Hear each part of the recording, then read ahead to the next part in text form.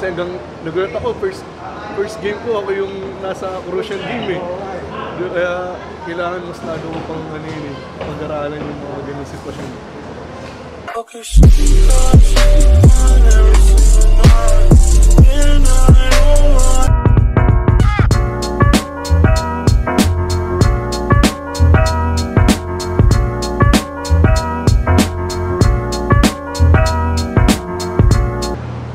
But we've seen him in practice a lot. We know what his capabilities are. Hindi pa nga siya talagang pure point guard eh. Parang mas dos pa siya eh. Pero we could easily see that he can adapt to the point guard position really well. Pinakita naman niya kanina. May depensa, magaling dumipensa, may rebounding, kaya score. So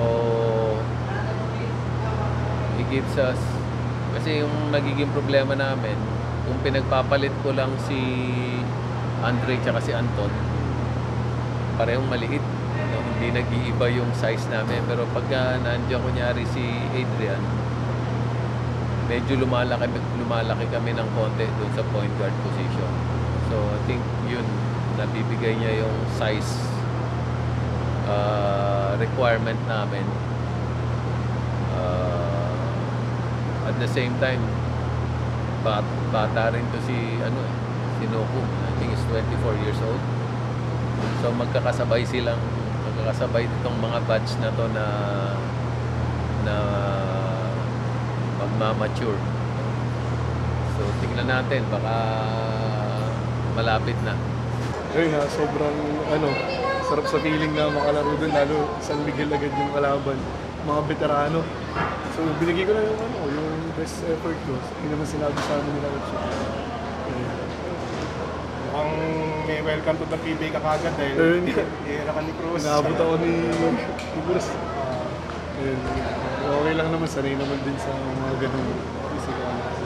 Yung naman, yung binabatihan ka ni Chris Ross, kamusta naman yun? So yun, parang sinasabi sa akin, wala na daw ako sa college ball game kasi pinipressure mo siya. Ayun, kaya okay naman din. Kamusta naman yung preparation mo para sa laro kasi di ba kakatapos lang ng MPBL yung kakapirma mo lang. Pagtapos naman ng MPBL, nagpaalam ako siya pwede magpahinga kahit ilang days lang. So pagbalik, trabaho ulit. And kahit pa paano nakasabay din sa sistema nila ko.